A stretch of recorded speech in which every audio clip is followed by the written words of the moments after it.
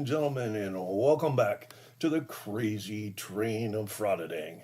How are all of you out there doing in YouTube land today, this beautiful Sunday afternoon that we have? Is everyone enjoying their Sunday so far? I'm loving today because I have another exposure video for you all. Several channels such as Unclean Hands, Frauditor Troll, and Black Heart Knight did a video on the amazing audits and Lady Justice Liberty Press because they were walking around in Aurora, Colorado police station acting like the mental midgets that they are. Now, finally, these officers had had enough of the two and arrested them. Now, they said Amazing Audits had a warrant, so he made it really easy for them. I would like to know the date of this arrest because nothing is coming up on the Aurora court website yet. So I did a little digging just to see if Amazing Audits, aka Jamie Aaron, and then I can't give you his last name because I'm sure he will privacy strike me. Anyways, I found out he has a significant mental health problems. This impairment or mental health condition may be the result of a bicycle accident he had 3 years ago. Still, Jamie has no right to run around and abusing police officers, other public employees, and the common citizens out there. There's medication that would help him if he would just take it. So, he calls himself Mr. Amazing from the frauditors channel Amazing Audits. Jamie, this right here is the man behind the camera who claims to be fighting for our rights and holding the police accountable. Yep, folks, another career criminal with a grudge against the criminal justice system. So, just so you know, before we start, Jamie has 27 vehicle and traffic violations in the last 25 years, and get this, 49 criminal charges in the past 22 years and 3 months. 49 criminal charges, ladies and gentlemen, and he is another one who has never spent 1 day in prison. I can understand he has a mental health issue, but damn, Colorado and Nevada, hold a criminal responsible, would you? So, I'm going to skip Jamie's 27 vehicle and traffic charges in the interest of saving time because we have 49 criminal charges to go over. So, all right, ladies and gentlemen, without any further delay, we're going to start out on June 10th, 2006 in Las Vegas, Nevada, where Jamie picks up a pedestrian not in a crosswalk, which is jaywalking, and a possession of marijuana less than 1 ounce. And denied is what the prosecutor did because they did not want to press charges on him. And we're going to go ahead just a month and a half, and on July 26th, 2006, in Clark County, Nevada, he's picked up for violating general park rules, contempt of court, twice. Now, on August 23rd, 2006, he failed to appear in court. So they put out a warrant for him on September 14th, 2006 for failure to appear, and that warrant was not served until June of the following year, and court was continued. He fooled them, didn't he, folks? Because on October 30th, 2007, he failed to appear in court again. And on November 27th, 2007, he had failure to appear in court again. And then finally on January 8th, 2008, failure to appear in court one last time. And on January 31st, 2008, a bench warrant went out for failure to appear. Now, a whole year later, so this case has gone on for 2.5 years, on January 20th, 2009, they got Jamie into court. He pled guilty to counts 1 and 3, which is failure to appear at court and failure to appear at court again. Count 2 and all the others, or count 2 was dismissed. So I screwed that up, folks. You got count one is actually violate general park rules, and then one of the contempt of court. Sorry about that. Anyways, he was given time served and a $1,240 fine. And we're going to go ahead just almost 3 years. And on February 13th, 2009, he picks up two charges in Clark County, Nevada. One of them is possession of 1 ounce or less of marijuana and unlawful possession of drug paraphernalia. Count one was dismissed to get him to plead guilty to count two. He was given a $500 fine and court costs. And we go ahead 9 months to November 23rd, 2009. He's picked up for lewd and lascivious conduct in Las Vegas, Nevada. And that charge ended up getting dismissed by the prosecutors. And we're going to go ahead just 3 months, and on February 22nd, 2010, he picks up four charges in Las Vegas, Nevada: carrying a concealed weapon in the county, possession of a dangerous weapon first offense, no insurance on his vehicle, and driving an unregistered vehicle. Now, he pled guilty to counts 1 and 3, the carrying a concealed weapon and no insurance on his vehicle. Counts 2 and 4 were dismissed. Count 1, he was given a $500 fine or 50 hours of community service. He paid the fine. And on count 3, he was given $740 fine or 74 hours of community service, and it did not say which one he picked. Now we're going to go ahead to October 4th, 2010. Just 8 months later, he's picked up for trespassing and disorderly conduct in Las Vegas, Nevada, and the prosecutors denied prosecuting them charges. So we're going to go ahead just 1 month, 1.5 months there to November 29th, 2010. He's picked up for assault, injury of property of another, and tampering with a vehicle, all out of Las Vegas, Nevada. He pled guilty to a lesser misdemeanor on counts 1 and 2. Count 3 was dismissed. He was given a $500 fine or 50 hours of community service. And the next year, October 3rd, 2011, the warrant was issued for noncompliance with sentencing. Just 3 days later, they picked him up on that warrant. And get this, all the other times he screwed up, and they gave him ROR, which is release on your own recognizance until the next court date. And then just 4 days later, it said the requirements were completed for his case, and the case was closed. So now we go ahead on the same day in Clark County, Nevada. He was picked up for battery, a misdemeanor, and battery domestic violence. On count 1, he pled nola contendere. Count 2 was dismissed. He was given time served, ordered to attend domestic violence counseling, which he did not complete after 2 chances. It shows that he was sentenced. All right, we're going to go ahead just a month, actually just 2 weeks, and he was picked up again for possessing marijuana, 1 ounce or less, in Las Vegas, Nevada, and that charge was dismissed per the state or the prosecutor. And get this, just 2 weeks later, he's picked up for felony robbery and felony commit a battery with the intent to commit robbery, both out of Las Vegas, Nevada. 12/28/2010, the charges were filed. 1/3/2011, a warrant was issued for his arrest. On May 3rd, 2011, the warrant was recalled because he had been apprehended and the subject appeared in court. And get this, both charges were dismissed by a grand jury on May 17th, 2011. Boy, did he skate luckily away on that one, folks. So, September 5th,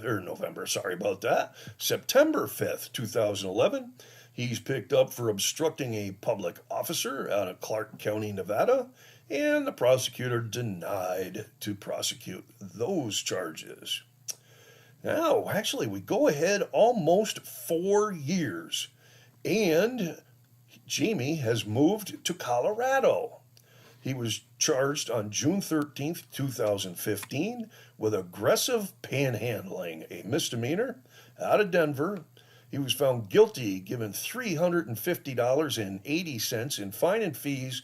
$250 were suspended, and he was given the $180 that was left over he still owes to Denver, Colorado.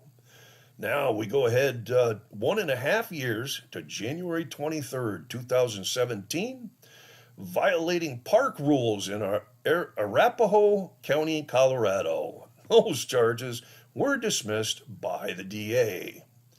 Now we go ahead to June 17th, 2018, almost 16 months later, and he's picked up on 5 charges out of Denver, Colorado: menacing, defacing property of another, resisting arrest, obstructing a peace officer, and disorderly conduct. They dropped counts 1 through 4 to get him to plead guilty to count 5, the lousy disorderly conduct charge, and then gave him a $519 fine that doesn't say whether he still owes it or not. Whew, all right, let's go to November 18th, 2019, where in Adams County, Colorado, he picks up 3 charges: assault in the 3rd degree, causing injury, child abuse with no injury, and harassment, strike, shove, or kick someone, which was a misdemeanor. They dismissed counts 1 and 2 to plead guilty on count 3. They gave him 90 days in jail, 12 months of probation, a protection order was granted, and $897 in fine and fees, which he still owes. Now, we're going to go ahead just 5 months, and on April 10th, 2020, he's picked up on 5 more charges: assault, third degree, causing injury. You guys must laugh at me when I speak. Sometimes the tongue just gets tied. And he was picked up again for child abuse, no injury, and then he had 3 counts of violation of probation. He pled guilty to count 1 and 5, so assault, 3rd degree, causing injury, and a violation of probation, and they dismissed counts 2 through 4 to get him to plead to that. Now, he got 90 days in jail, a $347 fine and fees, and a $78 fee for the court, and he has not paid either of those fines. Now we go ahead just 5 months, April 18th, 2020, soliciting a ride or business from the driver of a vehicle, which is a misdemeanor in Las Vegas, Nevada. The prosecutor, Nola Prost, that charge, decided not to pursue it. We go ahead just 2 days. He's picked up for wrongful possession or abandonment of a cart, which is like a shopping cart, out of Las Vegas, and obstructive use of a public sidewalk, which was also out of Vegas. And those 2 charges were dismissed. Now we go ahead 3 months to December 31st, 2020. Picks up 2 charges out of Clark County, Nevada: carrying a concealed weapon without a permit, a felony, and a false statement or obstruct a public officer. And the DA denied to press both of those charges. So we're just going to let him walk around with a concealed weapon now. All right, well, that was 5 years ago, or 4 years, just over 4 years, actually. So we go to January 11th, 2021, just a couple weeks later, and he's charged with false statement to or obstructing a public officer out of Las Vegas, and that charge got dismissed. I think this is back when COVID was real big, and also he was showing some mental health problems in his videos. I think that played into the next 3 or 4 charges being dismissed here. I do greatly. So on January 25th, just 2 weeks later, 2021, he's charged with false statement to or obstructing a public officer, and trespass not amounting to a burglary, both of them misdemeanors out of Las Vegas, Nevada, and the DA denied to press those charges. We go ahead 3 months, or no, actually 15 months, and on April 27th, 2022, he's arrested for trespassing third degree in Jefferson County, Colorado, and that charge got dismissed. Now, September 20th, 2024, just 3 months ago, he was picked up for disorderly conduct, disrupting a funeral out of Arapahoe County, Colorado, and obstructing a highway passageway of a funeral. Both of those were misdemeanors. He was arrested and released on bond just 6 days ago on January 22nd, 2024. So we will have to see what ends up coming up with those charges. And then we just watched a video where he and Lady Liberty Justice Press or some damn thing there, Melinda is her name, were arrested in Aurora County, Colorado at a police station. So, and again, like I said, those charges aren't coming up yet. They may be past charges that, are somewhere else in here. I don't know. I can't tell you. Actually, he went back to Colorado from Nevada, so I don't know. I don't know what's going to go on, what the actual charges were. They said he had a warrant. I don't find a warrant anywhere, but unfortunately, I don't always find everything anymore. So we got some civil cases. On October 29th, 1999, he was forcibly evicted from a building in Las Vegas. On March 26, 2002, the College Inn Hotel sued Jamie and the other tenants of the room, and eviction was granted by the court. On October 24th, 2022, just 7 months later, the Clarkdale Arms Apartments sued Jamie and the other tenants in the building, or the apartment, in Clark County, Nevada, and an eviction was granted there. On November 19th, 2009, Principal Investments Incorporated sued Jamie in Clark County, Nevada, for a civil case, and the plaintiff requested a dismissal on that one. Maybe Jamie made a payment, who knows. On April 13th, 2018, Jamie Bates, and he sued Serenity Bates for dissolution of marriage in Denver, Colorado, and that case got dismissed a couple months later.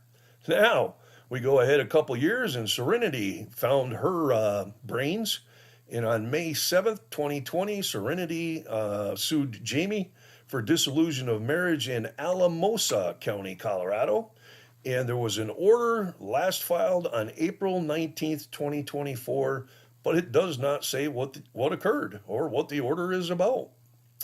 Now, we're going to go ahead on July 16th, 2020. Serenity sued Jamie for an order of protection from Alamosa County, Colorado. Sorry, almost said California. A temporary order was granted on July 20th, 2020 for domestic violence, and on January 20th, 2021, a permanent protection order was granted to Serenity because Jamie has problems. And on August 8th, 2024, Jamie and Melinda are sued the City of Aurora, the Aurora Police Department, and several officers in Denver, federal court in Denver, Colorado. The case was dismissed on the last day of the year, 12/31/2024, due to them not being able to properly fill out the paperwork or properly do the paperwork for the lawsuit. It was the court mailed the notice to them both at P.O. boxes that were at a UPS store that has U.S. mailboxes, and both of those letters were returned on January 10th, 2025, so they may not even know that they've lost that case. Well, they watch this video, they'll know. Anyways, we go ahead to November 7th, 2024, and Jamie sued the Colorado Coalition for Homeless, the Renaissance Uptown Lofts, in Denver, Colorado. And that has a review date in court on February 20th, 2025. Now, here we go. Amazing Audits is Jamie Aaron, and I can't give you his last name because he'll privacy strike me. He was born in July 1980. Makes him a 45-year-old loser. He's done nothing with his life. In June of 2022, when I first looked him up, he was on Social Security disability per his lawyer, and he was living in a hotel. That was to try and get him out of some trouble. Back in 2022, let's see. He was living in Las Vegas. Apparently, he's moved back to Colorado. I had an address for him that was in Lakewood, Colorado. That's that UPS store down there with mailboxes, U.S. mailboxes. I got his phone number there from his court paperwork. He's got a GED from Nye County, Nevada School District. So at least he's got his GED. I got 3 email addresses for him there that I had to block out. Who the carriers are, and I don't want to get privacy struck again. His address is actually in Denver, Colorado at a Colorado Coalition for Homeless Center. It's the Renaissance Uptown Lofts. I can't give you the address because he'll privacy strike my channel again. Wow, that is a lot of criminal activity for just one person. Don't you think so, folks? Well, maybe it's time for all of us to write our representatives in Congress and the Senate and complain about all of these career criminals violating the Constitution and the law to make money on every social media platform out there. I think we are proving week after week the point that these are criminals that are doing this and that they're not out there to educate a soul. These fucktards are out there to intentionally create an incident for their social media page just to make money. So I want to thank all of you for stopping by to watch the video. If you liked it, please give us a thumbs up to let us know. And please like, subscribe to the channel, and share this video and all of its information so that the news spreads far and wide about Amazing Audits Jamie. I hate that I have to edit so much personal information out of my videos on YouTube that the other channels don't seem to have to. But past experience has taught me that the frauditard agitators will privacy strike me and silencing my First Amendment rights, mostly because I am a retired cop. I have learned to play the game, though, so if you want to see the unedited information, head on over to our Patreon page and join the other 32 members, I think it is, I'm pretty sure it's 32, where for just $1 a month, you will have access to all of the unedited information that I have on these frauditards that I expose on YouTube. Well, the Officer Down Memorial page is telling us the line of duty deaths for Leos is still at 5 for this year, which is outstanding news for a very sad situation. But the bluehelp.org page sadly tells us that 2 more law enforcement officers have taken their own lives so far this year, and 2 of them just in the past couple of days. What a sad thing, folks. That makes 10 so far this year. So please back the blue, ladies and gentlemen, and pray for your local police officers. They need it now more than ever, and we're starting this year out on a bad note. Well, thank you all again for stopping by, and until next time, y'all take care out there.